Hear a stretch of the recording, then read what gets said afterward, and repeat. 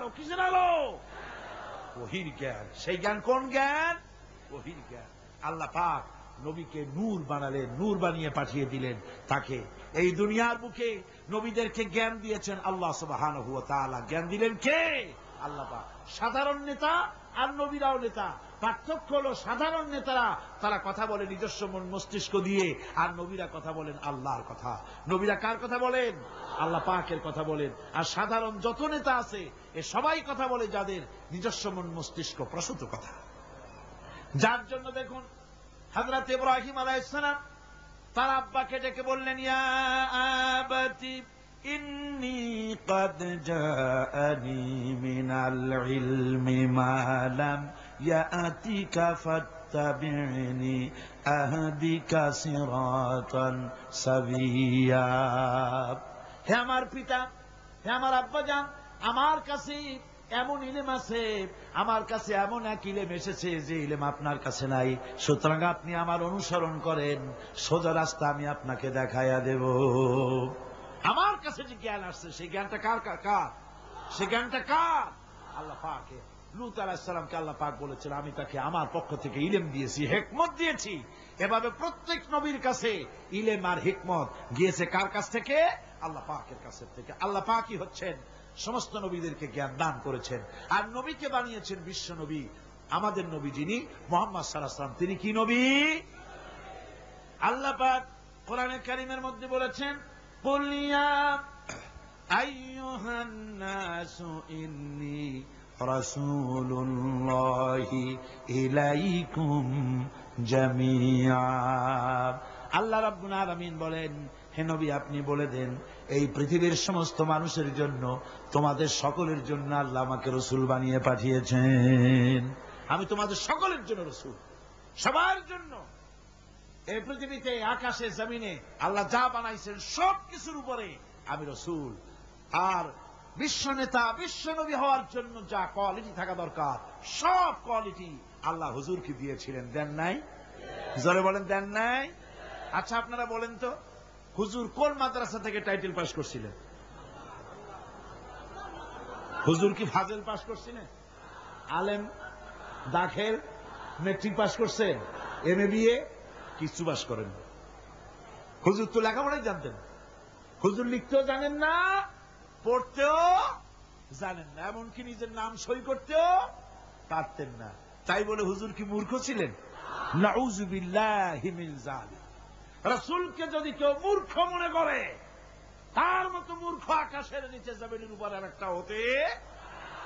এবার শুনুন নবীজি নিজে কি বলেন। আল্লাহর নবী বলেন, ইন্নামা বুইসতু মুআল্লিমান। নবীজি বলেন, শুনে রাখো আমি পৃথিবীতে প্রেরিত হয়েছি একমাত্র শিক্ষক হিসাবে। জোরে বলেন সুবহানাল্লাহ। পৃথিবীর সমস্ত মানুষের শিক্ষক হয়ে পৃথিবীতে আমি আসছি, সমস্ত মানুষের শিক্ষক।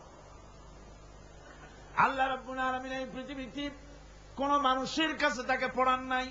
তার কারণ হলো মানুষ তার নিজস্ব জ্ঞান দিয়ে তাকে জ্ঞান দান করবে। সেই জ্ঞান দিয়ে রাসূল কি করবেন? তিনি বিশ্ব নেতৃত্ব কেমনে দেবেন? এই জন্য অফুরন্ত জ্ঞানের মালিক যিনি, অসীম জ্ঞানের মালিক যিনি, সে আল্লাহ রাব্বুল আলামিন তার হাবিবকে নিজের পক্ষ থেকে জ্ঞানী বানাইয়া দিলেন। যার কারণে আজ পর্যন্ত নবীজির কোন কথা এমনটি প্রমাণিত হয়নি যে নবীজির ওই কথাটা অবৈজ্ঞানিক, আজকের যুগে চলতে পারে না, এমন কথা কেউ বলতে পারে নাই। সুবহানাল্লাহ কর, জোরে কর সুবহানাল্লাহ। ভাইরা আমার, নবীর প্রত্যেকটি কথা সায়েন্টিফিক কথা, প্রত্যেকটা কথা বিজ্ঞানের কথা। অথচ কোন বিজ্ঞানাগারে তিনি লেখাপড়া করেন নাই, কোন স্কুল কলেজে পড়াশোনা করেন নাই। নবী যা বলেছেন সব বলেছেন আল্লাহর জ্ঞান দিয়ে। যার জন্য অবশ্য কিছু ছেলেবেলে, কিছু আধুনিক শিক্ষিত লোক আছে যারা বলে যে ওই 1400 বছরের পুরানো কথাবার্তা আজকাল চলে টলে না। বলে না এরকম? আমি বলেছি এইসব ছেলেগুলোকে দাওয়াত দিয়া চায়ের দোকানে এক কাপ চা, একটা সিঙ্গারা খাওয়াবেন, তারপরে বলবেন বাবা এই পাইকারি কথাটা কইও না, খুচরা কথা কও। 1400 বছর আগে রসুলের কথা চলতে পারে না, কোনটা পারে না ইন্ডিকেট করো। স্পেসিফিক কথা বলো, রসুলের কোন কথাটা অচল সেটা বলো। বলতে পারবে না, তখন কিন্তু মুখ বন্ধ হয়ে যাবে, জবাব দিতে পারবে না। টেস্ট করে দেখেন। তাহলে বলে কেন? বলে কোন সে কথা? বিশ্বকবি, কবি সম্রাট আল্লামা ইকবাল রহমতুল্লাহ আলাইহি বলেছেন, কেন এইসব কথা ওরা বলে? আল্লামা ইকবাল বলেছেন, উনহি কা মাহফিল সওয়ারতা হো, চরগ মেরি হ্যায় রাত উনকি, उन्हीं का महफिल संवारता हो, चरग मेरी है रात उनकी, उन्हीं का मतलब कह रहा हूं, जुबान मेरी है बात उनकी। আমি অন্যের মাহফিল সাজাই, নিজের কোনো মাহফিল নাই। আমি অন্যের রাতে সেরাক চালাই, আমার নিজের কোনো সেরাক টেরাক নাই। আমি অন্যের মতলব নিজের জিহ্বা দিয়া বলি, আমার নিজস্ব কোনো সে নাই, কোন বক্তব্য নাই। আজকে যারা এই কথাগুলি বলে যে ইসলাম মানুষকে 1400 বছর আগের ইসলাম, পুরানা ইসলাম কিছু দিতে পারে না, এই লোকগুলির জিহ্বার উপরে ভর করেছে পেন্টাগন, ভর করেছে পিকিং, ভর করেছে মস্কো, ভর করেছে শান্তি নিকেতন। কথা ঠিক কিনা কর? জোরে বলেন ঠিক কিনা? আল্লামা ইকবাল, আল্লাহ তাকে জান্নাতুল ফেরদাউস নসিব করুন। জোরে কোন আমিন। আমি ওনার ছবি দেখে, আমি ওনার দারুণ ভক্ত। পৃথিবীতে যত কবির কবিতা আমি পড়েছি, আল্লামা ইকবাল আমার প্রিয় কবি। আমি ওনার ছবি দেখে চিন্তা করছি, এইরকমের দাড়ি কামানো মানুষ, এইরকমের মোসলা মানুষ এত সুন্দর সুন্দর কথা পাইল কই? তার প্রত্যেকটি লেখা কোরআনে কারীমের তরজমা তাফসীর হয়ে বেরিয়েছে। হলো কি করে? পাশ্চাত্যে লেখাপড়া করেছেন, অক্সফোর্ডে লেখাপড়া করেছেন, হলো কি করে? এরপর একটা কবিতা আমার সামনে পড়ে গেল, ওনার লেখা। আমার তখন জেহেন সাফ হয়ে গেল, উনি পেলেন করে। উনি লিখেছেন, খীরা না কর সেকা, খীরা না কর সেকা, मगरिब की दवा दानिश, सुरमा था आग का मेरा खाके मदीना। পাশ্চাত্যের চাকচিক্য আমার চক্ষুকে প্রতারিত করতে পারে নাই, কারণ মদিনার ধুলাবালিগুলি আমার চোখের উপরে সুরমার মতো লাগানো ছিল। সুতরাং পাশ্চাত্য আমাকে প্রতারিত করতে পারেনি। আমি এই কবিতার আলোকে আমি আল্লাহর নামে কসম করে বলতে পারি, যদি আমার দেশের কলেজগুলিতে, আমার দেশের বিশ্ববিদ্যালয়গুলিতে যদি আল্লাহর এই কোরআনটা পড়ানো হতো, আহারে বলেন, কলেজে কোরআন শরীফ পড়ানো হয়, বিশ্ববিদ্যালয়ে কোরআন পড়ানো হয়, সব পড়ানো হয়, কিন্তু কোরআন পড়ানো হয় না। আমি আল্লাহর নামে শপথ করে বলতে পারি, আমাদের দেশের কলেজ আর বিশ্ববিদ্যালয়গুলিতে এই কোরআনে কারীমের তাফসীর যদি পড়ানো হতো, একেবারে ক্লাস 8 থেকে শুরু করে মাস্টার ডিগ্রি পর্যন্ত কোরআনের তাফসীর যদি পড়ানো হতো, নবীজির হাদিস যদি পড়ানো হতো, আমি কোরআন হাতে নিয়ে আল্লাহর নামে শপথ করে বলতে পারি, বিশ্ববিদ্যালয় আর কলেজগুলি আমাদেরকে ডাকাত আর সন্ত্রাসী উপহার দিত না। কলেজ বিশ্ববিদ্যালয় আমাদেরকে উপহার দিত খালিদ বিন ওয়ালিদ, আমাদেরকে উপহার দিত গাজী সালাউদ্দিন, আমাদেরকে উপহার দিত শহীদ তিতুমীর, টিপু সুলতান, শাহ মজনুন। এগুলি আমাদেরকে উপহার দিত বিশ্বের সেরা সেরা নাম করা ইসলামী চিন্তাবিদ। আজ তাই বাংলাদেশের একজন কবি খুব দুঃখ করে বলেছিলেন, তাহলে কি আমাকে বলতে হবে ঢাকা বিশ্ববিদ্যালয় সেটা কি একটি ডাকাতদের গ্রাম? এ নিয়ে বহুত সমালোচনা হয়েছিল, কিন্তু পরে দেখা গেল যে কথা একেবারে তিনি মিথ্যে বলেননি, অযৌক্তিক বলেন নাই। মারামারি যখন শুরু হয় বিশ্ববিদ্যালয়, হায় রে আল্লাহ, পুলিশেরা যা দৌড় দেয় চতুর্দিক দিয়া, কি এর পাহারা দেওয়া, বন্দুক ফালাইয়া থুইয়া বাবারে মা কই দৌড় দেয়। আল্লাহ জান তো আমার দা বাসু, পরেরটা পরের কথা। আমার বন্ধুগণ, যার কথা আজ আমি বলতেছি, জনাবে মুহাম্মদুর রাসূলুল্লাহ সাল্লাল্লাহু আলাইহি ওয়াসাল্লাম আল্লাহ রাব্বুল আলামিন এই পৃথিবীর বুকে তাকে সবচাইতে বেশি মর্যাদা দিলেন, সবচাইতে বেশি সম্মান দিলেন। পৃথিবীতে যত নবী এসেছেন, কওমের নবী, গোত্রের নবী, এলাকার নবী, মুহাম্মদ সাল্লাল্লাহু আলাইহি ওয়াসাল্লামকে বানালেন বিশ্ব নবী। তারপরে আল্লাহর নবী, আল্লাহ রাব্বুল আলামিন বান্দাদেরকে বলেছেন, অন্যান্য যুগে নবীরা, উম্মতরা তাদের নবীদেরকে নাম ধরে ডাকাডাকি করত, তোমরা যেন আমার নবীকে নাম ধরে ডেকো না। সুবহানাল্লাহ।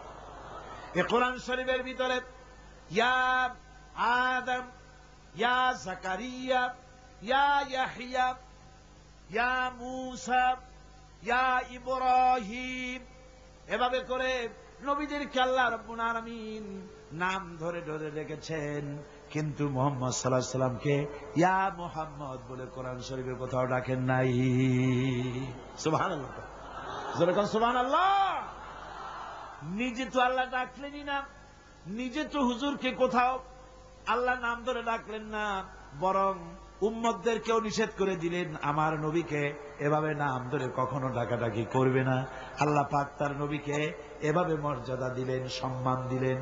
এ সম্মান সকল দিক থেকে সম্মান, সৌন্দর্যের দিক থেকে, দেখার দিক থেকে, মর্যাদার দিক থেকে রসুলকে এমন বানালেন, হযরত আদম থেকে শুরু করে ঈসা আলাইহিস সালাম পর্যন্ত এই পৃথিবীতে যত নবী আল্লাহ পাঠালেন, সমস্ত নবীদের গুণাবলী এক জায়গায় করে একা মুহাম্মদ সাল্লাল্লাহু আলাইহি সাল্লামকে আল্লাহ দান করে দিলেন। সৌন্দর্য দিলেন এত বেশি, হযরত আয়েশা সিদ্দিকা রাদিয়াল্লাহু তাআলা আনহা বলেছেন, যারা নাকি হযরত ইউসুফকে দেখে নিজেদের অজান্তে নিজেদের হাতের আঙ্গুলগুলো কেটে ফেলে দিয়েছিল, ওরা যদি মুহাম্মদ সাল্লাল্লাহু আলাইহি ওয়াসাল্লামকে দেখতে পেত, তাহলে নিজের হাত কাটতে কাটতে কখন যে নিজেদের কলিজা কেটে ফেলে দিত ওরা টের পেত না। হযরত ইউসুফকে দেখে কিছুমাত্র মহিলারা নিজেদের আঙ্গুল কাটায় দিয়েছিল, আর রাসূলকে দেখে সাহাবায়ে কেরাম তাদের কল্লা কাটায় দিয়েছিলেন। এই সম্মান, এই মর্যাদা দিয়ে আল্লাহ রাব্বুল আলামিন তাকে দুনিয়ায় পাঠায় দিলেন, দায়িত্ব দিয়ে দিলেন, জমিন হলো আমার। হুয়াল্লাযী আরসালা রাসূলাহু বিল হুদা ওয়া দীনিল হক লিইয়ুযহিরাহু আলাদ দীনি কুল্লিহি ওয়া কাফা বিল্লাহি শাহীদা। দায়িত্ব দেওয়া হলো, এই জমিন হলো আমার, আমার জমিনের উপরে আমার দেওয়া বিধানকে কায়েম করে দিবে, এটাই দিলাম দায়িত্ব। এই দায়িত্ব পালন করতে নবীজির মক্কি জিন্দেগিতে 13 বছর সময় লাগলো মানুষ তৈরি করতে।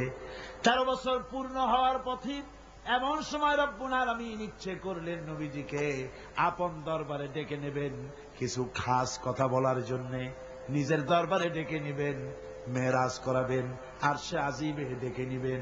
এই পৃথিবীর কোন পয়গম্বরের কিসমতে যা হয় নাই, আপনার আমার নবী মুহাম্মদ সাল্লাল্লাহু আলাইহি ওয়াসাল্লামকে আল্লাহ রাব্বুল আলামিন সেই মর্যাদা দিয়েছেন। জোরে কোন সুবহানাল্লাহ। ধুলির ধরা থেকে রাসূলকে আরশে আজিমে নিয়ে যাওয়া হবে। বোরাক এলো, বোরাক হচ্ছে বারতুন থেকে উৎপত্তি, এর অর্থ হচ্ছে বিজলি, বৈদ্যুতিক গতি সম্পন্ন, ঘোড়ার চাইতে ছোট, খচ্চরের চাইতে বড়, এই জাতীয় একটা প্রাণীর মতো হযরতে জিবরাইল নিয়ে আসতে। আমাদের দেশে কারো কারো বাড়িতে আয়নায় বাঁধানো থাকে এই ছবিটা, ঘোড়া আছে, 2টা ডানা আছে, মাথাটা মেয়ে লোকের মতো, চুলগুলো ঝুলে পড়ছে, নিচে লেখা আছে হাযা বুরাকুন নবী সাল্লাল্লাহু আলাইহি ওয়াসাল্লাম। আন্দাজে কোথায় পাইছে আল্লাহ জানে, মিথ্যে কথা, বাজে কথা। আল্লাহ এরকম একটা মেয়ে লোক মার্কা ঘোড়া পাঠাইছিল হুজুরকে নেওয়ার জন্য, এটা কথা হইল। রাসূলকে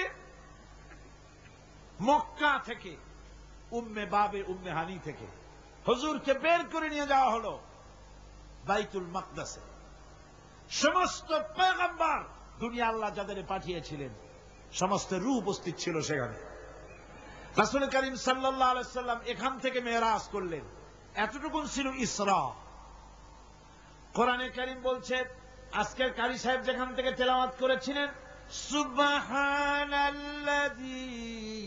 আসরা বিআবদিহি লাইলাম মিনাল মাসজিদিল হারামি ইলাল মাসজিদিল আকসা ইলা আখিরিল আয়াত।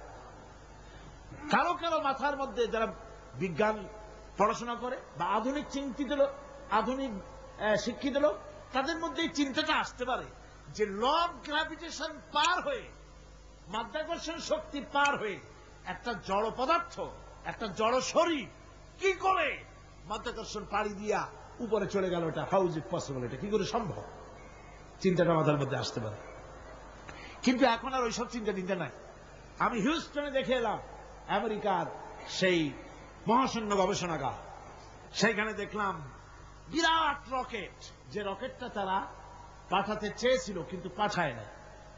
কি সব প্রবলেম হয়েছে সেই জন্য সেই তৈরি করা রকেটটা দেখলাম, রকেটটার যে দরজাটা, সেই দরজাটারই ওজন হচ্ছে 20 টন। দরজা এমন টেকনোলজি দিয়ে দরজাটা তৈরি করা হয়েছে যে একটা লোকই দরজাটা এভাবে লাগাই দিতে পারে, আবার খুলেও দিতে পারে। 20 টন ওজন দরজা। আর পুরা রকেটটার ওজনটা কি হবে চিন্তা করেন। 3টা জিনিস থাকে, 2টা থাকে সিলিন্ডার, আর একটা থাকে যেটার ভিতরে মানুষ থাকে, সেই মানুষ বসার জন্য একটা, আর 2টো সিলিন্ডার থাকে। যখন এখান থেকে ছেড়ে দেওয়া হয় তখন দুই দিকে 2টা যে কোল বালিশের মতো থাকে, দেখছেন কিনা ছবিতে আপনারা, এই 2টো জ্বলে পড়ে গেল। যাওয়ার সময় এই 2টোতে যে ফোর্স লাগিয়ে দিল, এই ফোর্সে ল অফ গ্র্যাভিটেশন পার করে দিল। এরপর আর তার কোনো তেল লাগবে না, বিনা তেলে যত খুশি তত উপরে চলে যেতে পারবে। চিন্তা করলাম, মানুষের মাথায় যদি এই জ্ঞান আল্লাহ দেন, এত জটিল জিনিস এত পাওয়ারফুল করে ছেড়ে দেওয়া হয়েছে, ল অফ গ্র্যাভিটেশন পার হয়ে যাওয়ার পর মাধ্যাকর্ষণ শক্তি শুধু পৃথিবীর নাই, প্রত্যেকটা গ্রহ, প্রত্যেকটা উপগ্রহের আলাদা আলাদা মাধ্যাকর্ষণ আছে। যদি তা না থাকতো, একটার থেকে আর একটা বিচ্ছিন্ন হয়ে পৃথিবীতে লন্ডভন্ড হয়ে যেত।